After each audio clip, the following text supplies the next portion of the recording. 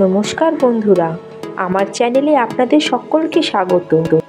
আজ আমি আপনাদের সাথে পাটিসাপটা রেসিপি শেয়ার করব।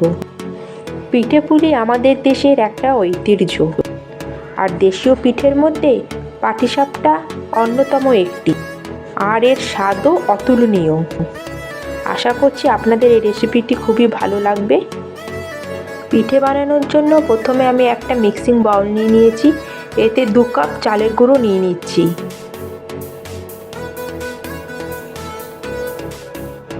আর এর মধ্যে দিয়ে দিচ্ছি 1/2 কাপ ময়দা। আপনারা চাইলে ময়দাটাকে স্কিপও করতে পারেন, কিন্তু ময়দা দিলে পিঠেটা খুব সফট হয়। এর মধ্যে দিয়ে দিলাম 1/2 চামচ মতো নুন আর 1/2 কাপ চিনি দিচ্ছি। এখন এই সব উপকরণ একসাথে মিক্স করে নিতে হবে। সব কিছু ভালো করে মিক্স হয়ে গেলে এবার আমি অল্প অল্প ঠান্ডা জল ব্যবহার করে একটা ব্যাটার তৈরি করে নিচ্ছি। জল অল্প অল্প করে অ্যাড করলে ভালো হবে। এবার এখানে আমি 1 চামচ মতো গুড় অ্যাড করছি। এটা আমি আখের গুড় অ্যাড করলাম।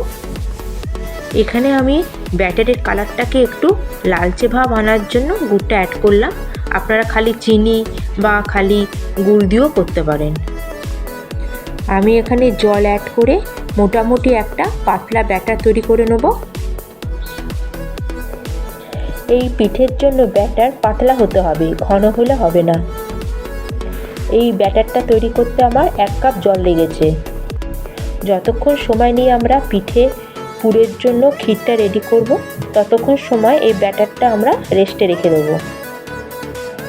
ক্ষীর বানানোর জন্য গ্যাসে একটা কড়াই নিয়ে তাতে 600 গ্রাম লিকুইড দুধ দিয়ে দিচ্ছি।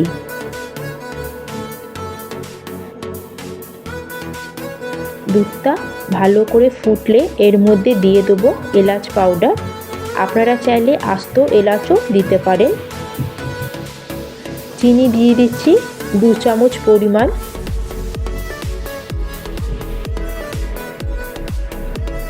এখানে আমি চিনির পরিমাণ কম দিলাম, কারণ পরে এতে গুড় মিশাবো।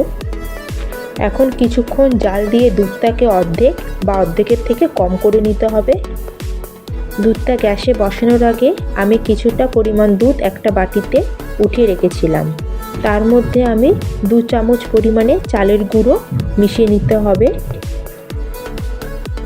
বেশ কিছুক্ষণ জাল দেওয়ার পর দেখুন দুধ অর্ধেক থেকে কম হয়ে গেছে, আর দুধের কালারটাও আমার চেঞ্জ হয়ে গেছে। এবার আমার চালের গুঁড়ো আর দুধের মিশ্রণটাকে অল্প অল্প করে দুধের মধ্যে ঢালবো আর অনবরত নেড়ে ক্ষীরটা রেডি করে নেব।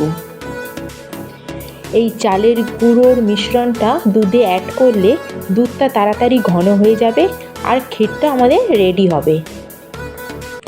দুধ কতটা ঘন হতে শুরু হয়েছে। কিছুক্ষণ অনবরত নেড়ে চেড়ে নেওয়ার পর ক্ষীর এখন আমাদের এই পর্যায়ে আছে। এবার এর মধ্যে আমি 2 চামচ পরিমাণ গুড় দেবো। এখানে আমি আখের গুড় দিচ্ছি। গুড় দেওয়ার জন্য ক্ষীরটার কালারটা যেমন ভালো লাগবে, তেমনি গুড়ের একটা দারুণ ফ্লেভার ক্ষীরের মধ্যে অ্যাড হবে। এইভাবে অনবরত কয়েক মিনিট সময় জাল করে ক্ষীরটা কিছু ঘন করে নিতে হবে। দেখুন ঘনত্ব কেমন হয়েছে। আমি আর জাল দেব না, কারণ ঠান্ডা হলে ক্ষীরটা এত পাতলা থাকবে না, আরও কিছুটা ঘন হয়ে যাবে। এবার পিঠেগুলো বানিয়ে নেবার পালা। গ্যাসে একটা প্যান বসিয়ে হালকা করে ঘি লাগিয়ে নিচ্ছি। আগের থেকে তৈরি করা ব্যাটার থেকে 1 হাতা ব্যাটার নিয়ে আমি প্যানে দিয়ে দিলাম। এবার প্যানটাকে ঘুরিয়ে ঘুরিয়ে একটা গোল রুটির মতো করে নিতে হবে। এবার 1 মিনিটের মধ্যে দেখতে পাবেন কালারটা কেমন চেঞ্জ হয়ে গেছে। তখন এর মধ্যে আগের থেকে তৈরি ক্ষীরটা দিয়ে দেবো। ক্ষীরটা আপনাদের পছন্দ অনুযায়ী কমিয়ে বা বাড়িয়ে ব্যবহার করবেন। এবার যেই দিকে ক্ষীরটা দিয়েছি সেই দিক থেকে আস্তে আস্তে রুটিটাকে ফোল্ড করে নিতে হবে। ফোল্ডিং করা হয়ে গেলে দুটো পাশ কয়েক মিনিটের জন্য উল্টে পাল্টে নিতে হবে। আমি আরেকটা পাটিসাপটা বানিয়ে দেখাচ্ছি।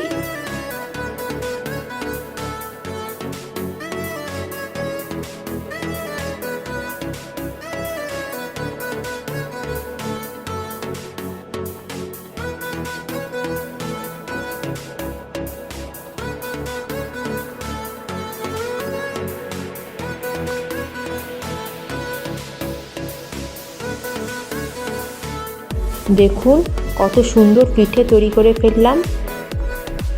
পাটিসাপটা পিঠে বানানো খুবই সহজ কাজ, ঝামেলার কিছুই নেই।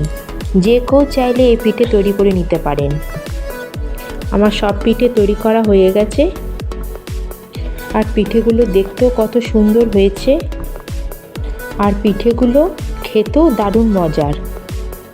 আশা করি আজকের এই রেসিপিটি আপনাদের ভালো লেগেছে। ভালো লেগে থাকলে আমার চ্যানেলকে সাবস্ক্রাইব করবেন। তাহলে আবার দেখা হবে কোনো নতুন রেসিপির সাথে। সবাই ভালো থাকবেন। ধন্যবাদ।